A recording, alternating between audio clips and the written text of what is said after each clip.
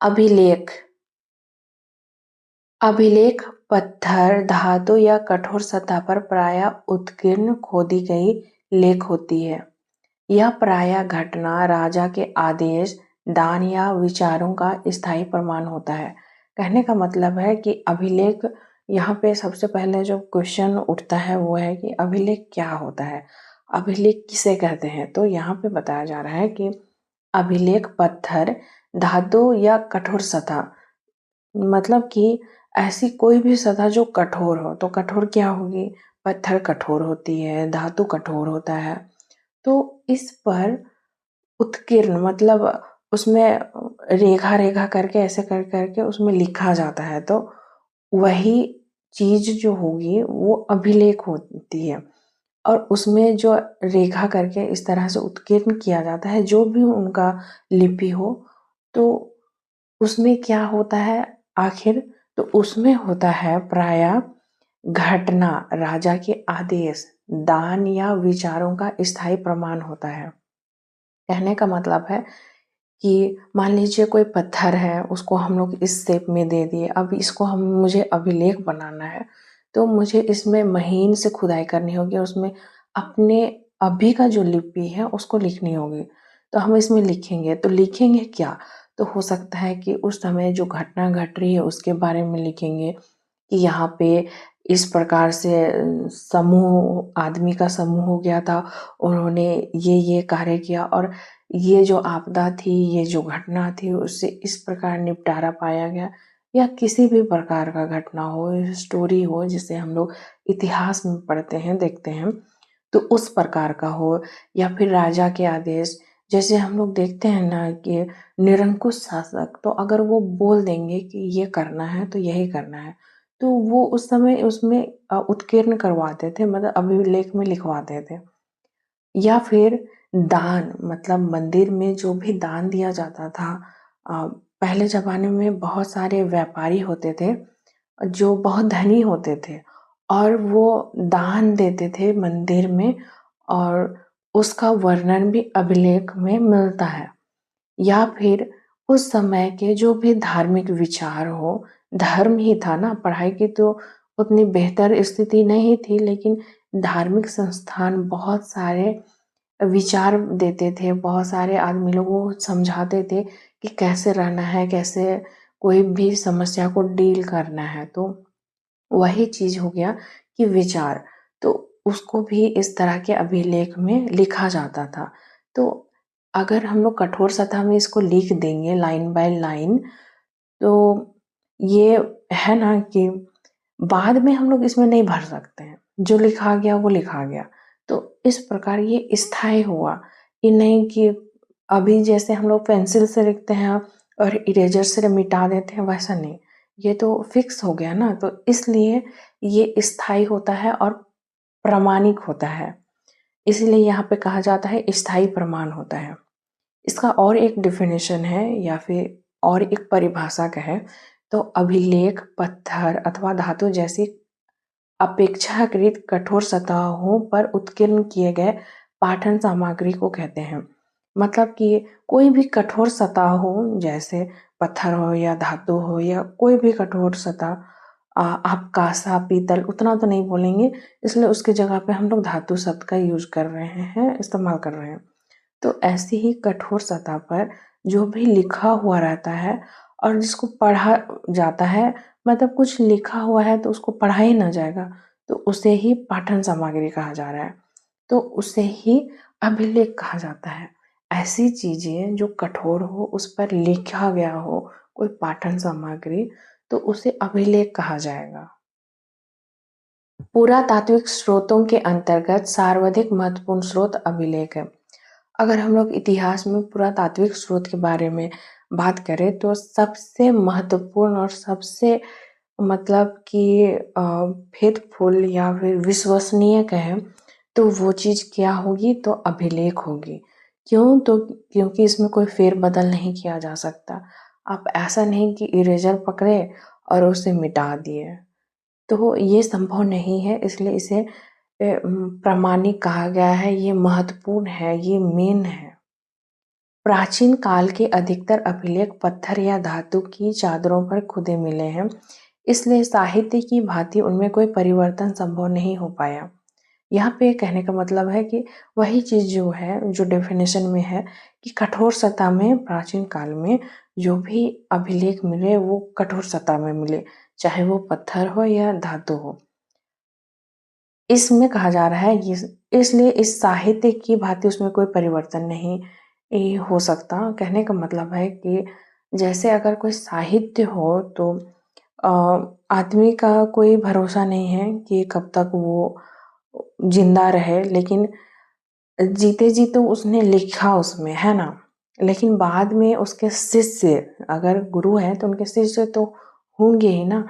तो गुरु के बाद अगर कुछ सामग्री शिष्य लिख देते हैं तो दोनों का सोच और विचार में अंतर आ जाता है ना, तो दोनों में परिवर्तन हो जाता है। जैसे एक बुक गुरु ने लिखा, उसे हैंड ओवर कर दिया अपने शिष्य को कि अब मेरे पास ज़्यादा समय नहीं है, कोई भी रीज़न हो, अचानक आपदा हो या कुछ भी हो, तो वो अपने शिष्य को मिल गया। तो शिष्य उसमें फेर-बदल कर सकता है कि ऐसा था, वैसा था। तो थोड़ा अब ये यकीन करना मुश्किल होता है। और अगर बुक की बात करें या फिर अगर हम लोग बोलचाल की भी बात करें, तो हम अभी कुछ और बोलेंगे तो वही बात अगर दूसरा कोई बोल रहा है तो सेंटेंस अलग हो जाते हैं, उसका मीनिंग अलग हो जाता है। तो इस प्रकार से इसमें साहित्य में कहने का मतलब है कि साहित्य में उतना विश्वास नहीं किया जाता। विश्वास है पर अभिलेख से कम।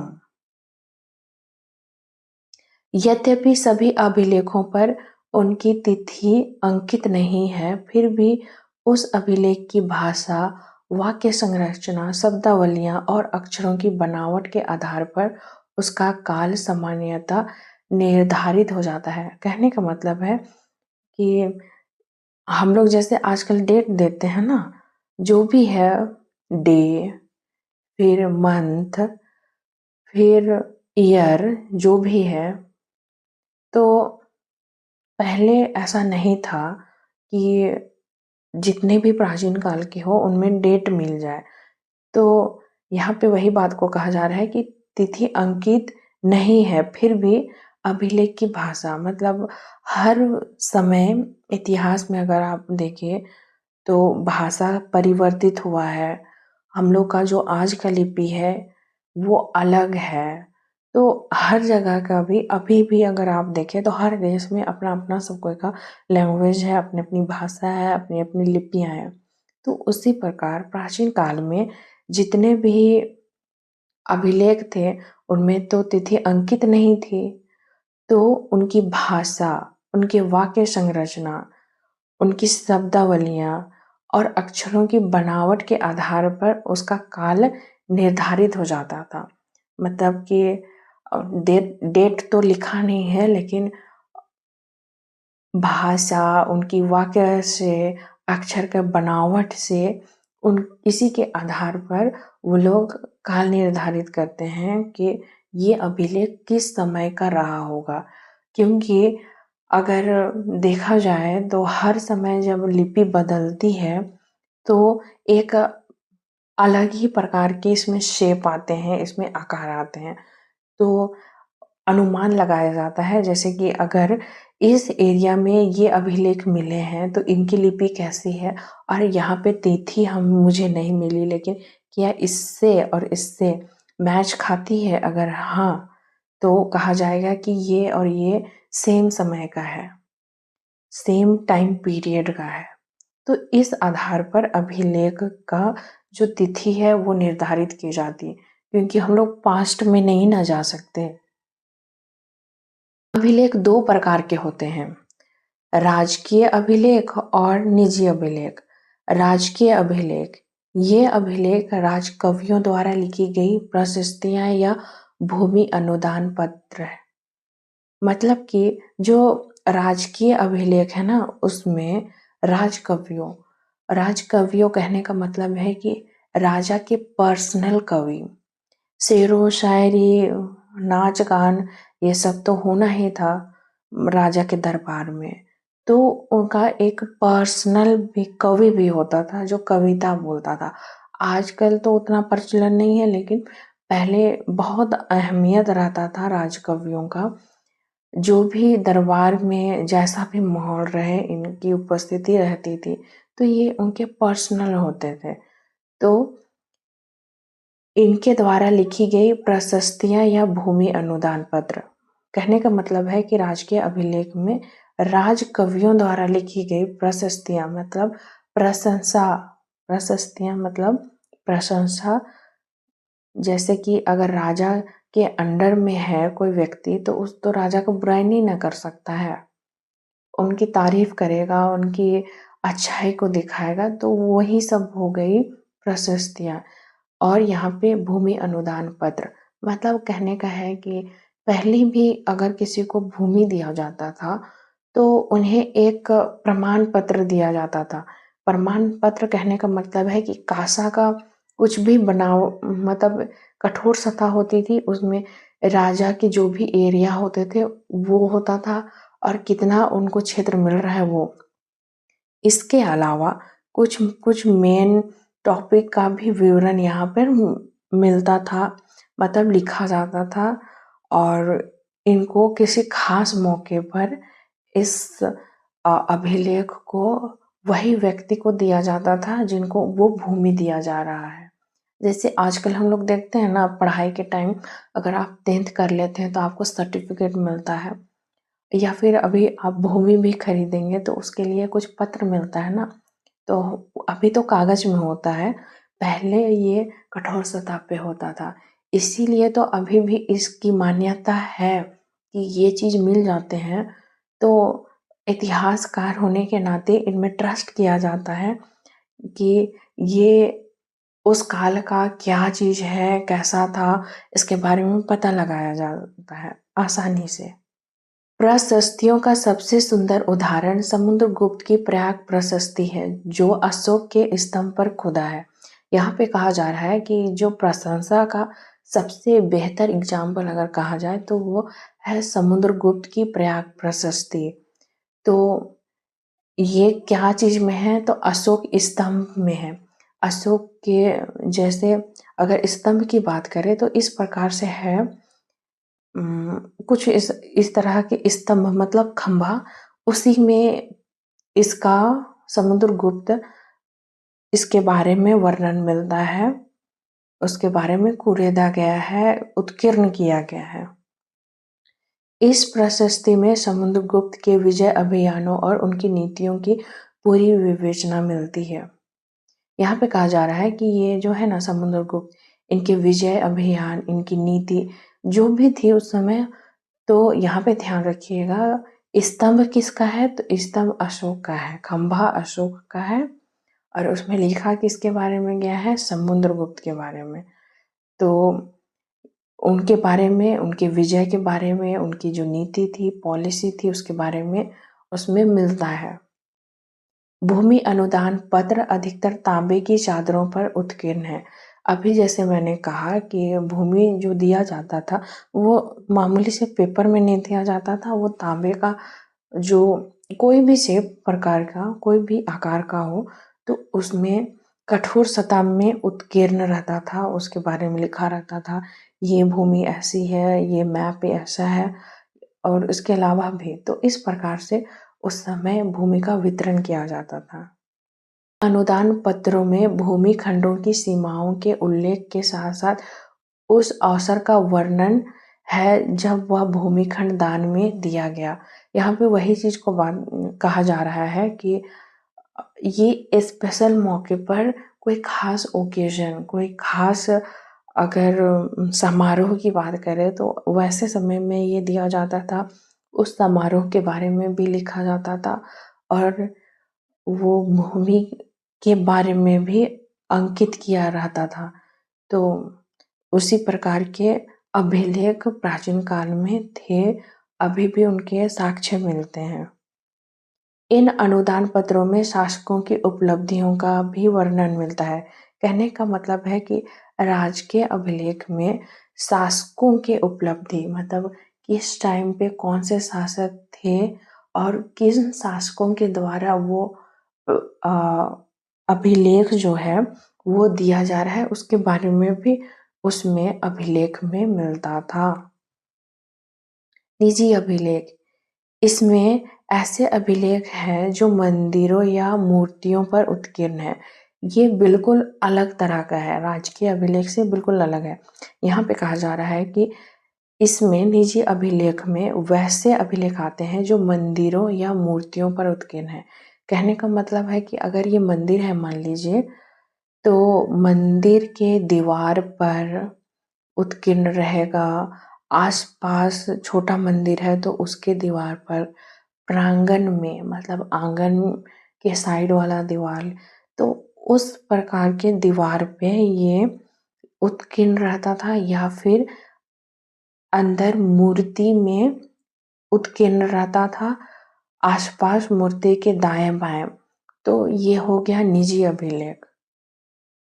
इन पर जो तिथियां खुदी है उनसे इन मंदिरों के निर्माण तथा इन मूर्तियों का प्रतिष्ठापन समय ज्ञात होता है। कहने का मतलब है कि मूर्ति पर जो भी लिखा हुआ रहता था उससे मूर्ति कब वहां रखी गई उसके बारे में पता चलता था। इस प्रकार इन अभिलेखों से मूर्तिकला और वास्तुकला के विकास पर प्रकाश पड़ता है और तत्कालीन धार्मिक स्थिति की जानकारी प्राप्त होती है। कहने का मतलब है कि जो निजी अभिलेख है उससे मूर्तिकला मतलब मूर्ति किस प्रकार बनी है, उसका वास्तु, मंदिर का मुख्य दरबार किधर है, मूर्ति किस तरफ रखी गई है, तो इसकी जानकारी मिलती है।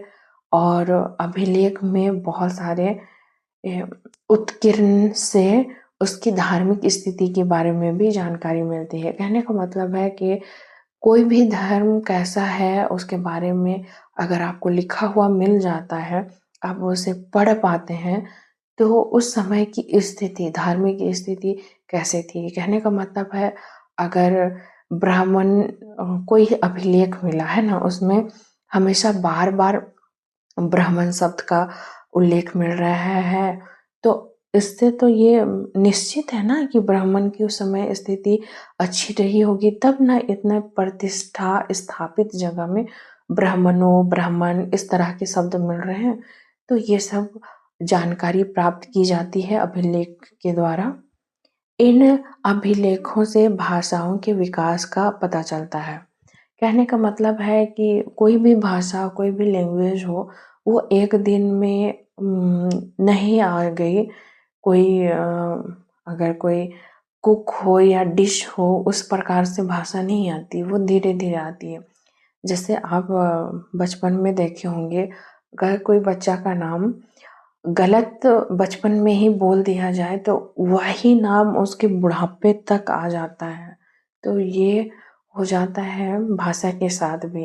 अगर आप भाषा में कुछ भी परिवर्तन करते हैं, कुछ भी तोड़ मरोड़ करते हैं, तो वो धीरे धीरे विकसित हो जाता है और एक बार वो रफ्तार पकड़ लेता है। फिर बहुत से आदमी हो या कोई भी हो, व्यक्ति उसको नहीं पकड़ पाता कि ये शब्द कहाँ से आया है। जैसे अभी अगर लोग बात करें हिंदी, अरबी, तो ये सब पैरेलल चलता है। कोई कोई वर्ड है हिंदी में जो अरबी का है हम लोग ले लेते हैं, उर्दू का है ले लेते हैं, पता नहीं चलता, क्योंकि ये समय के साथ परिवर्तित होता है। गुप्त काल से पूर्व के अधिकतर अभिलेख प्राकृत भाषा में है और उनमें ब्राह्मण धर्म, बौद्ध धर्म और जैन धर्म का उल्लेख मिलता है। कहने का मतलब है कि गुप्त काल से पहले, गुप्त काल हम लोग का स्टार्ट होता है 240 आसपास, और उससे पहले की बात कर रहे हैं यहाँ पे पूर्व। तो उसमें अभिलेख जो भी मिलते हैं वो प्राकृतिक भाषा में है, और उनमें क्या मिलता है, ब्राह्मण धर्म, बौद्ध धर्म, जैन धर्म। ठीक है। उसके बाद अगर हम लोग यहाँ पे देखें गुप्त एवं गुप्तोत्तर काल के अधिकतर अभिलेख संस्कृत में है और उनमें विशेष रूपेण ब्राह्मण धर्म का उल्लेख मिलता है। यहाँ पे कहने का मतलब है कि अगर ये गुप्त काल यहाँ स्टार्ट हुआ तो इससे पहले पूर्व इसमें तीनों धर्म के बारे में मिल रही है और लिपि क्या है यहाँ? प्राकृत, बौद्ध, जैन, ब्राह्मण तीनों यहाँ पे मिल रहा है। लेकिन अगर हम गुप्त काल की बात करें यहाँ, उसके बाद जो इधर काल आता है गुप्त के बाद गुप्तोत्तर, तो उसमें क्या मिल रहा है? केवल ब्राह्मण धर्म। और किस लैंग्वेज में मिल रहा है, किस भाषा में मिल रहा है? तो वो है संस्कृत में।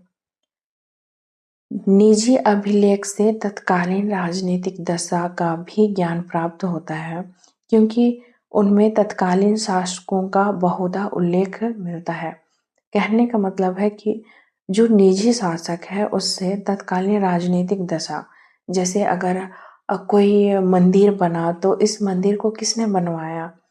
तो हम लोग देखते हैं कि विरूपाक्ष मंदिर, लोक महादेवी, त्रैलोक देवी, तो ये लोग जो बनवाए हैं तो मंदिर में इनका उल्लेख मिलता है कि ये इन्होंने इनका निर्माण करवाया। तो धर्म, राजनीति इसके बारे में पता चलता है। अगर राजा इंटरेस्टेड है, वो थोड़ा धार्मिक है, तो जाहिर सी बात है कि वो धर्म से संबंधित काम ज़्यादा करेंगे। और उनको अगर धर्म में इंटरेस्ट नहीं है, लड़ाई झगड़ा में इंटरेस्ट है, तो लड़ाई झगड़ा करेंगे।